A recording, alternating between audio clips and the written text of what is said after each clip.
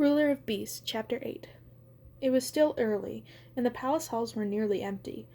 Ozma led him down out-of-the-way corridors, anxious to avoid anyone who might ask questions about where the Queen was going.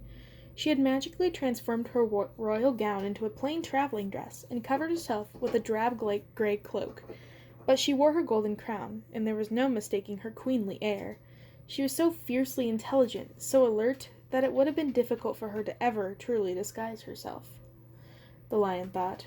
Her intensity shone from her electric green eyes, and was clear in her precise, alert movements. Oz's new queen was formidable indeed. Ozma led him down further and further into the depths of the palace, and soon they saw no one at all. This part of the castle was silent and oppressive. They were too deep for any natural light to reach them, and the hallways were lit with sooty, guttering torches that flared into life as they approached and then extinguished themselves again, leaving the hall behind them in thick, velvety darkness. Without light from the outside, the lion had no sense of the passage of time or how long they had been walking. Down here the hallways were carpeted with a thick layer of dust that drifted up from his nostrils and made him sneeze. No one had been down here in a long, long time. Here and there, and then more frequently, the cut stone walls gave way to sheer rock, and the floor pitched steeply downward. "We're going underground now," Ozma said unnecessarily. Hers were the first words either of them had spoken in a long time, and her voice rang out harshly in the dense silence, so that both of them flinched. Ozma took a deep breath and straightened her back. "This is a very old part of Oz," she said more firmly. "But it's not a hostile one. We have nothing to fear here, Lion." He suspected her words were meant to reassure herself as much as him, but he only nodded. The line of torches ended soon after she spoke. Ozma muttered something under her breath and snapped her fingers, and a tiny ball of cheerful yellow light sprung to life, and darted back the way they had come. "Over here," Ozma called, and it dullily fluttered back to hover directly over Ozma's head, where it seemed to shrink a little. "Can you make it go ahead of us so it lights the way a little better?" the lion asked. Ozma said something to the ball of light, and it shivered violently. "It's afraid of the dark," Ozma said apologetically. "I'm not afraid of the dark," the lion said.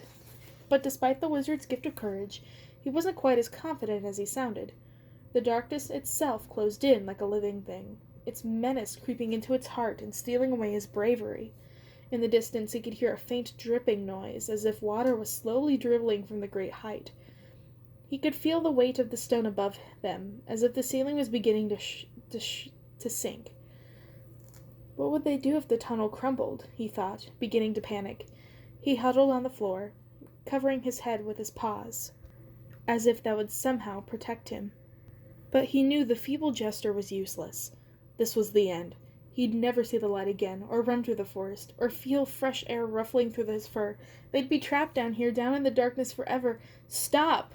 Ozma's voice rang out in the darkness, and her ball of light blazed a little brighter. "I am Ozma of Oz, direct descendant of the fairy Lorraine and rightful ruler of Oz. I come on a mission of protection." Her wings fluttered, the golden veins catching the light and scattering it like a shower of fireworks. Suddenly she was every inch a queen, all trace of the lonely, frightened girl he knew completely erased. As she spoke, the panic that had gripped the lion erased immediately, and the feeling that the tunnel was collapsing around him slipped away. He took a deep, relieved breath. "This place is very old," Ozma said again in a normal tone of voice. "It doesn't like strangers." The lion had nothing to say to that, but he let Ozma go ahead of him, as they continued down the tunnel, and he stopped more than once to listen carefully, making sure no one was following them. As the tunnel continued to descend, the air grew warmer and warmer. The lion's fur itched in the heat, and even Ozma looked a little wilted in the wan light from her orb. Moisture ran down the rough stone walls and trickled past their feet. Ozma stopped suddenly, and the lion ran into her. "What is it?" he asked. Ozma pointed at a yawning patch of darkness in the tunnel wall, and it took the lion a moment to realize it was another tunnel branching off into theirs. Ozma closed her eyes, holding up both arms to the hot, stifling air for several long, tension-filled seconds, before dropping them again and opening her eyes. "This way," she said, continuing down the same tunnel. "Are you sure?" the lion asked. Ozma didn't answer, The ball of light bobbed slightly as if it were shrugging. The lion kept its doubts to himself and padded along after Ozma. They began to pass side tunnels with increasing frequency in each juncture. Ozma stopped and performed the same mysterious ritual, her face upturned and her palms lifted, before deciding which way to go. Some of the tunnels they passed opened up to vast jewel-encrusted caverns where even the orb's meager light was reflected into dazzling brilliance. Once the lion peered into a doorway entranced by a dim green glow.